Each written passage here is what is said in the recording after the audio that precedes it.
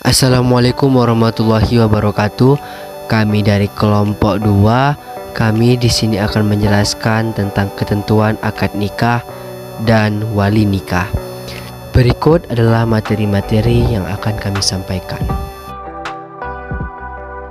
Menjelaskan materi tentang pengertian akad nikah dan dasar hukum akad nikah. Sebenarnya apa sih akad nikah itu? Akad nikah berasal dari kata akad yang berasal dari bahasa Arab yang artinya adalah ikatan atau mengikat. Nah, berasal dari bahasa Indonesia, akad adalah perjanjian atau kontrak. Jadi pengertian akad nikah secara istilah adalah perjanjian yang di dalamnya terkandung bolehnya wad'i atau hubungan badan suami istri dengan menggunakan lafal yang diambil dari kata ingkah atau menikahkan, tazwij mengawinkan atau terjemahannya. Nah, jadi dalam akad itu kan ada kata-kata saya kawinkan atau saya nikahkan. Nah, itu adalah akad.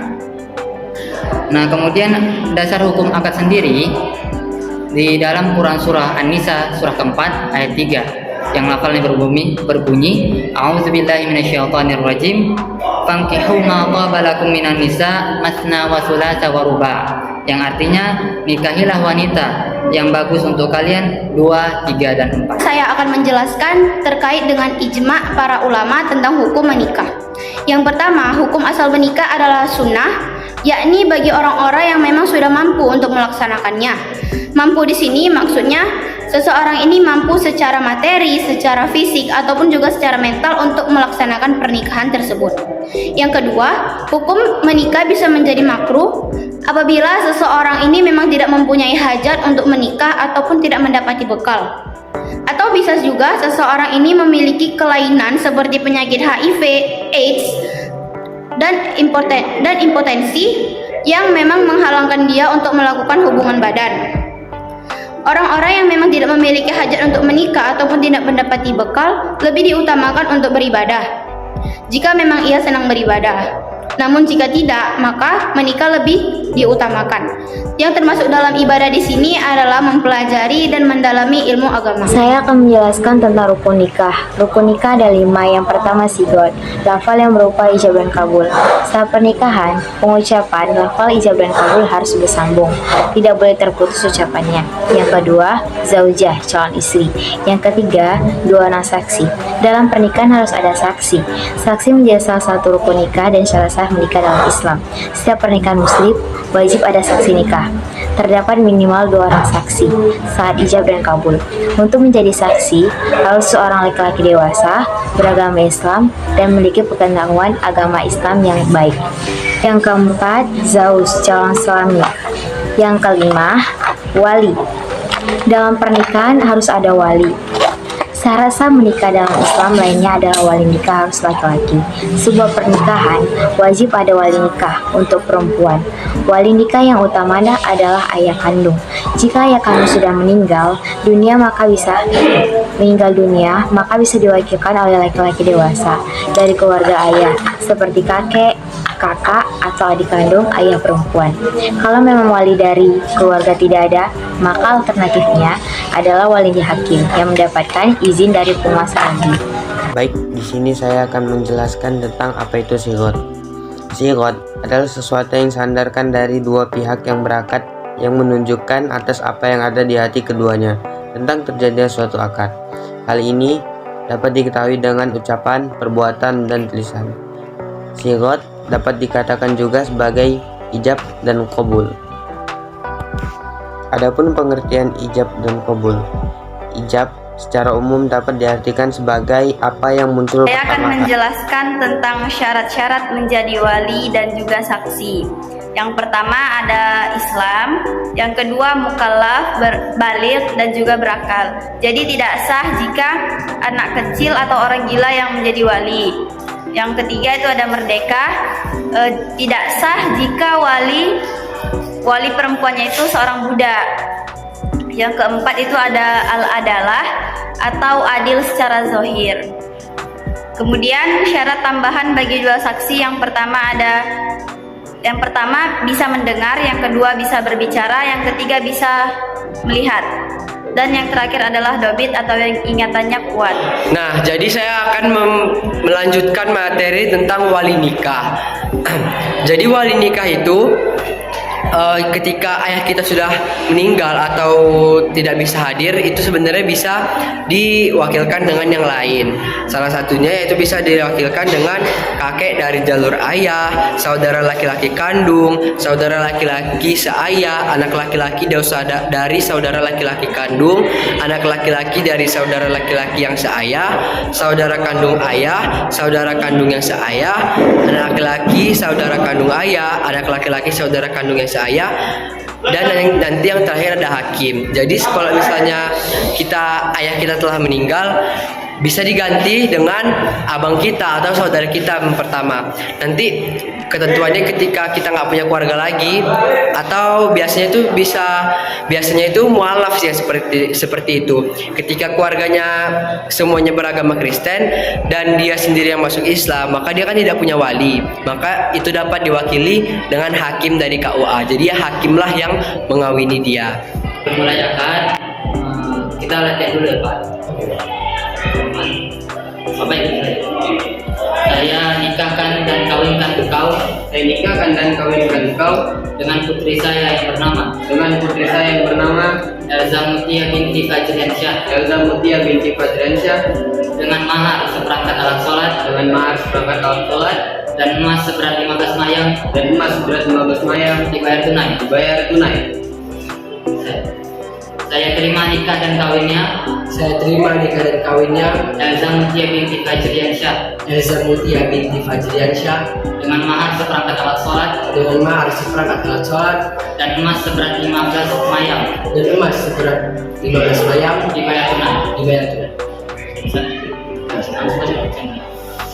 Saya nikahkan dan kawinkan engkau dengan putri saya yang bernama Elza Mutia binti Fajriansyah dengan mahar seperangkat alat sholat dan emas seberat 15 mayang dibayar tunai. Saya terima nikah dan kawinnya Elza Mutia binti Fajriansyah dengan mahar seperangkat alat sholat dan emas seberat 15 mayang dibayar tunai. Alhamdulillah. Al-Fatihah. A'udzubillahi minasyaitonir rajim. Bismillahirrahmanirrahim. Alhamdulillahirabbil alamin. Arrahmanir rahim. Maliki yaumiddin. Iyyaka na'budu wa iyyaka nasta'in. Ihdinas siratal mustaqim. Ghairil maghdubi 'alaihim waladdallin. Amin. Alhamdulillahi rabbil alamin. Wassalatu wassalamu ala rasulillahi Muhammad wa ala alihi wa sahbihi ajma'in. La ilaha illa anta subhanaka inna kunna minadh dhalimin. Rabbana ighfir lana dhunubana wa liwalidayna warhamhuma kama rabbayana shaghira wa li jami'il muslimina wal muslimat wal mu'minina wal mu'minat برحمتك يا أرحم الراحمين. اللهم أصلح لنا ديننا الذي هو عصمة أمرنا وأصلح لنا دنيانا التي فيها معاشنا وأصلح لنا آخرتنا التي إليها معادنا واجعل الحياة زيادة لنا في كل خير واجعل الموت راحة لنا من كل شر. ربنا آتنا في الدنيا حسنة وفي الآخرة حسنة وقنا عذاب النار. وصلى الله وسلم على سيدنا محمد النبي الأمي وعلى آله وصحبه أجمعين. سبحان ربك رب العزة عما يصفون وسلام على المرسلين والحمد لله رب العالمين. Aku punya pertanyaan ya. Kalau misalnya kita nikah tapi online kayak mana kan kemarin kita kan daring ya, banyak di Zoom meeting. Tapi kalau kita nikah dari Zoom meeting atau Zoom meeting itu bisa nggak ya? Ya lagi COVID kemarin itu ya kan, kayak orang kan di Zoom. Menurutmu Gimana ya? Kalau itu kan biasanya harus ada langsung gitu. Kalau memulai ke online gimana? Maksudnya sah gitu nggak ada pegangan tangan. Kan harus pegangan tangan. Emang pegang tangan harus kan enggak juga kan itu sebagai tradisi nikah kan. Mungkin sih itu termasuk rukun juga kan. Kalau jadi kan gimana? Ini saksi. Ya, Kalau menurut kau itu siapa? Dalam akad itu ada rukun-rukunnya.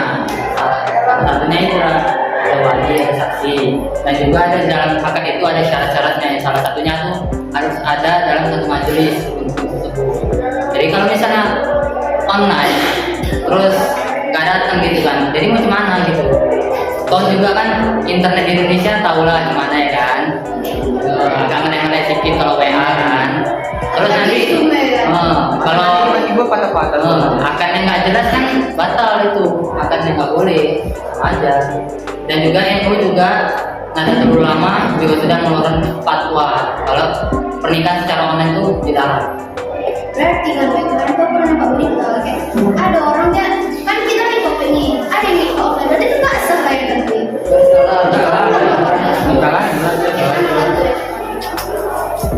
Terus kan Win, ada lagi dia akad nikah, dia memulai trennya bisnis. Gimana? Dia bisa ngomong gitu berarti ya? Iya, bisa itu kan bicara. Pegang tangan dong. Sama ya itu. Itu biasanya pakai isyarat loh, dia kan bisa isyarat. Iya, tapi kan Atau nggak diwakilkan gitu sama orang sampingnya. Kalau pakai tulisan bisa nggak ya kira-kira? Nggak boleh lah, itu ada isyarat kan kayaknya. Harus diucapkan. Berarti kalau orang bisu, jadi kalau orang di situ harus pakai bahasa isyarat gitu. Bahasa isyarat, syaratnya diwakilkan, harus ada orang yang mengerti isyarat tersebut. Kalau menurut kalian gimana? Ya sih sama dengan Jadi bukan berarti orang disabilitas nggak bisa nikah karena kita harus menetapkan itu kan? Iya juga ya. Masa orang di situ udah nikah? Udah aneh juga. kalau nggak punya tangan Itu pengecualian. Salah satu pengecualian dia. Emang harus bersalaman kalau ada nikah. Pengecualian loh. Jadi kalau aku dia nikah tapi nggak ada airnya, bilang dan nggak punya apa. Sama kalau nikah punya. ya sebenarnya itu sudah punya Banyak banget. harusnya dia ada beberapa pengganti yang itu ada dari ayah dari mempelai putri yang pertama tadi kan. Kalau misalnya ayahnya meninggal baru bisa diwakili sama kakek dari jalur ayahnya. Baru ada saudara laki-laki kandung, ada saudara laki-laki seayah, ada laki-laki saudara laki-laki kandung, ada laki-laki dari saudara laki-laki yang seayah, saudara kandung ayah, saudara kandung seayah, laki-laki kandung seayah. Banyak. Kamu ngomong kayak gitu dia ngerti atau enggak? Gini aja. Jadi kalau kau tuh punya ini punya apa? Kalau dia pasti ada. Pakai ini ya. Jadi dia tinggal di belakang kanan gitu. Sama mama ya ada. Tinggal nama iya. Kalau misalnya surat negara itu jadi yang penting itu wali hakim dari KUA. Bisa juga orang lain gitu loh. Berarti dia panggilan dari kawannya dia. Ya. Biasanya sih kayak gitu yang mualaf sih. Bisa aja kan kayak dia pindah agama. Ya. Kan keluarga itu kan bisa Kristen semua. Kan nggak mungkin kan keluarga yang Kristen yang ngawinin dia. Dan biasanya itu pakai hakim.